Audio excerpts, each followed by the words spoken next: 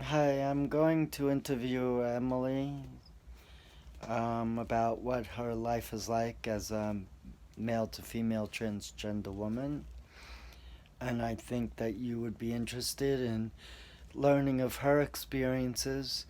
I think she's got a lot to talk about and a lot to offer those who are transgender.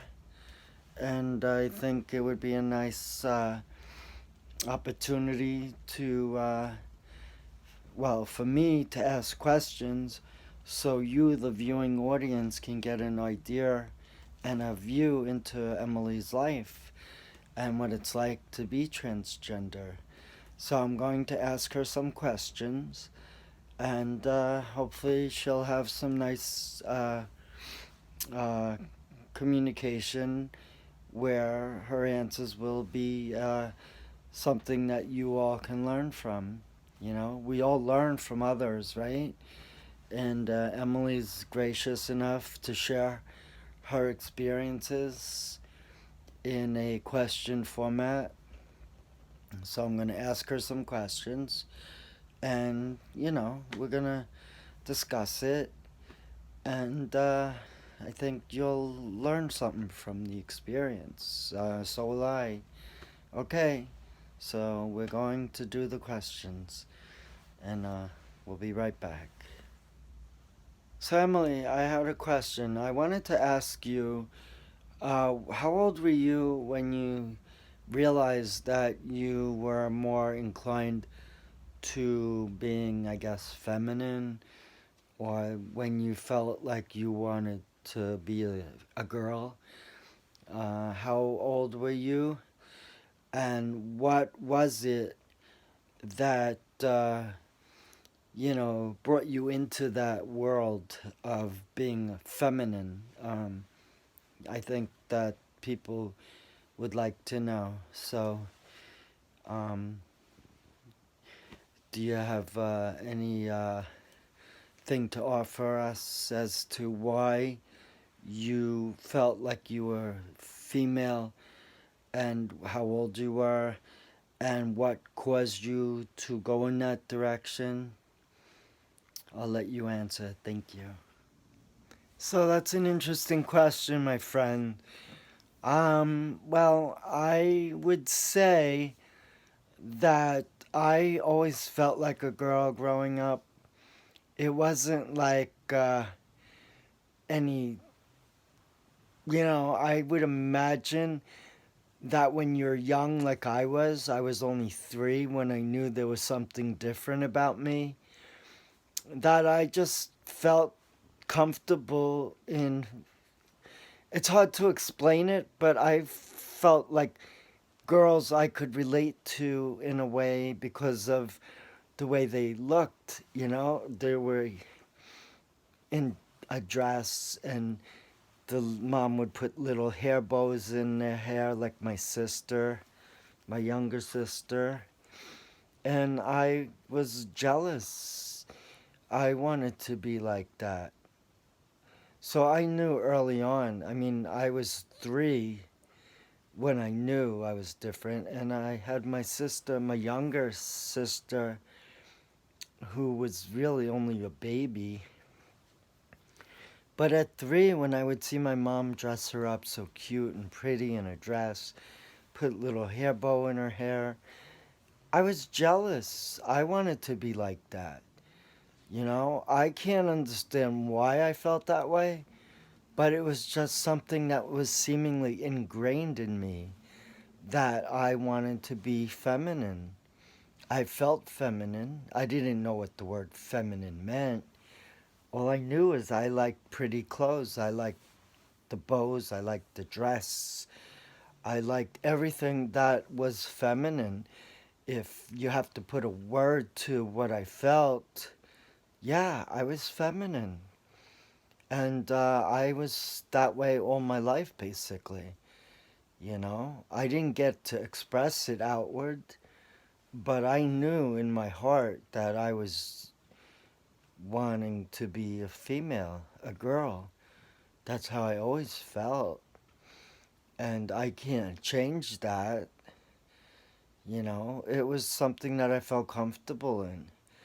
And I struggled all throughout my growing up years. I was always jealous of the girls, and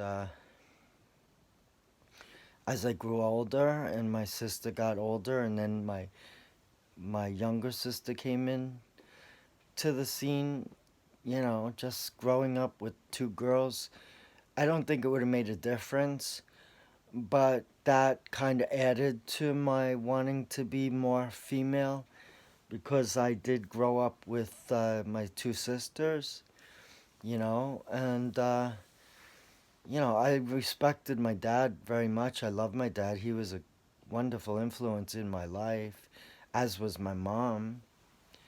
And, I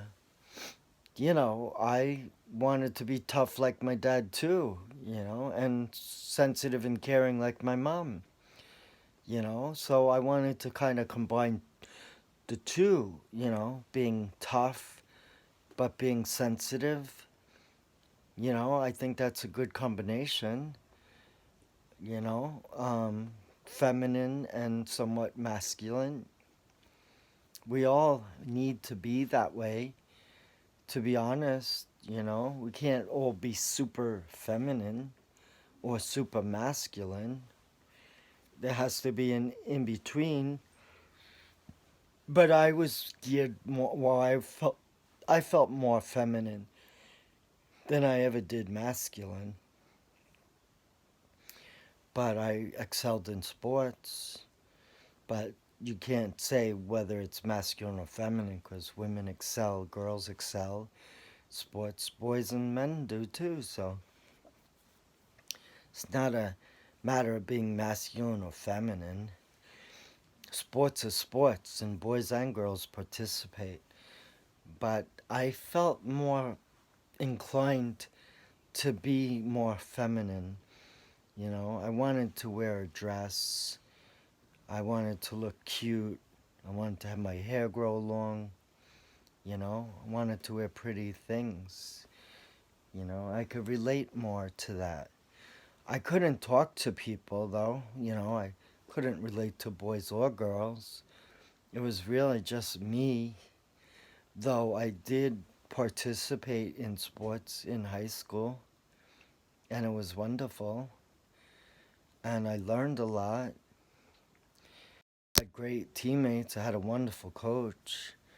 That helped me. I was good in school, academic wise, and I just didn't really fit in, really, other than with my teammates. They accepted me. I didn't talk much, but I was part of the team. And that's when I really felt like a part of something. So it helped for me to deal with the struggle that I had gender wise. And I was able to grow and learn about myself. And I could be the boy, growing into young manhood. But I didn't feel that way in my heart, but that's how I presented myself. And I have no shame in that because that's what I was, you know. Now, this is how I am, and I've always been this way, but I hadn't been able to express it outwardly younger days. Now I can, but it is not something that happens overnight. I didn't even hear the word transgender growing up. I was more inclined to transsexual. That's how I identified years later when I was in my teenage years. I always felt like a woman. And when I read about transsexual women, I knew that I was transsexual, male to female. I wanted to have surgery. I wanted to have a vagina just like any other woman does.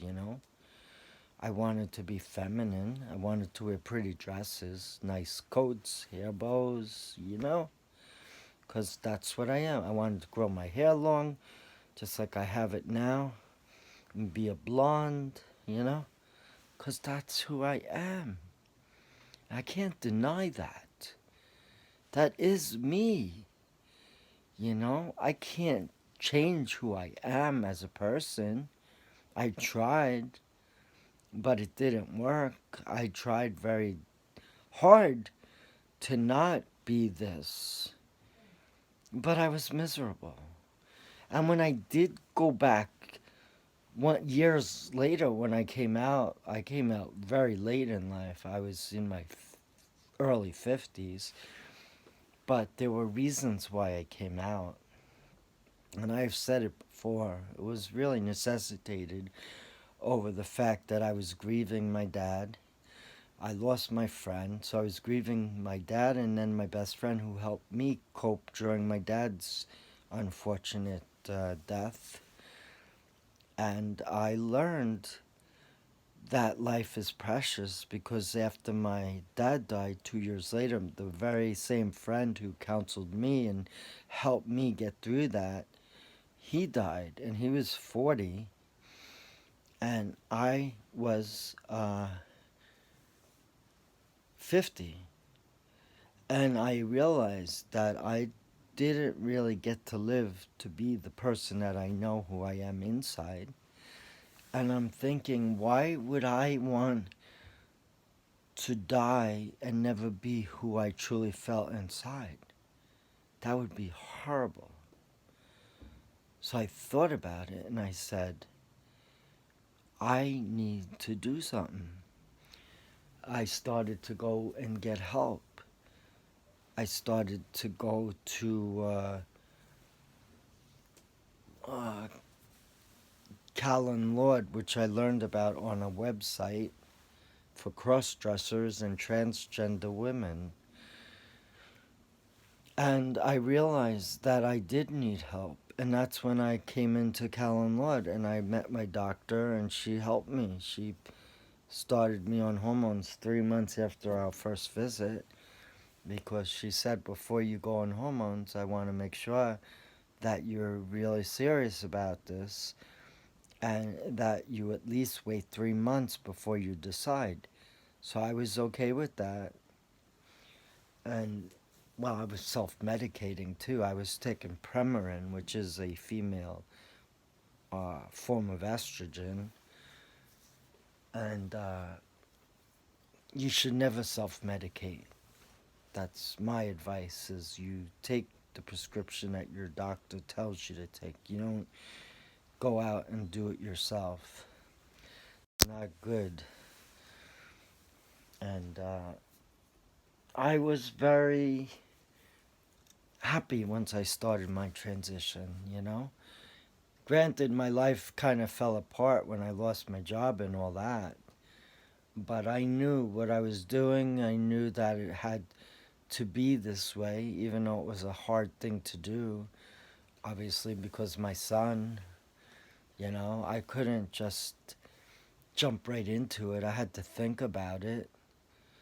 But unfortunately, I had to do something for me, because if I didn't do it at 50 or 51, I would never do it. And then, you only live life once and you have to find happiness. And here I am struggling my whole life with my gender identity. And why would I want to die never being true to who I am as a person? That wouldn't make sense, would it? Not for me. And that's when I said, this is it. I have to transition. Because I lost my dad. I lost my mom many years earlier. And then I lost my friend. And I'm thinking, I don't want to go to my grave without being true to who I am as a person. I struggled my whole life. Why would I never want to be who I always knew I was? Didn't make any sense. And that's when I realized, so yeah, I am a girl. And I need to live as a girl. And that's what I did. That's when I took hormones. And that's when I started dressing as a female, eventually. But it didn't work out according to how I had hoped it to be. I didn't realize that people were going to be so not understanding and accepting of it, especially some of my friends, but especially in working environment. It was not a good experience, and that affected me very badly, where it affected my mindset, it affected my self-esteem, and I just wanted to be me. I wanted to be who I truly am as a person. I did not want to hide anymore. I didn't want to live in a closet anymore. I just wanted to be me. And I don't think there's anything wrong with that, except that society doesn't like it. But I don't care anymore because this is who I am. And if they don't like it, then that's their tough luck. I don't care anymore. I've learned that I have to be who I am. And I can't do it for anyone else but me. So I have no shame, but I do feel guilt because I don't want to hurt my son. So basically, I knew at 3 that I wanted to be female, or I felt like a girl. I knew I was different. And it was all throughout my life. It was pervasive when I was a teenager. When I was 16, I wanted to go for surgery. You know, I was just so depressed and I didn't want to live this existence as a guy. I wanted to live as a woman. And that's how I always felt. So I knew I was going to have to do it at one point or another in my life. And if I didn't, then I would have lost out as to who I am as a person. And that would have been not a good thing. It would have been a heartache, you know? And I'm not ashamed. Why should I be? I lived in shame, but I'm not ashamed. And nobody should be, you know? You're just trying to be who you are. You know, that's all I can do. So there's no shame. It's just what it is. So I'm happy. And if anybody wants to know what it's like, I'm here. If you want to check me out, I'm on YouTube under Emily Iannelli. I'm on Instagram as Emily Iannelli. I'm on Twitter as Emily Iannelli. I'm on Facebook as Edward Iannelli because that's my birth name. I used to have an Emily Iannelli page, but it was taken down by Facebook. Long story.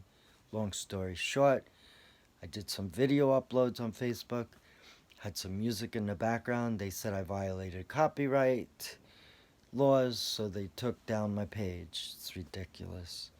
I lost so much on that page because I put 7 years into it and then they took it down on me.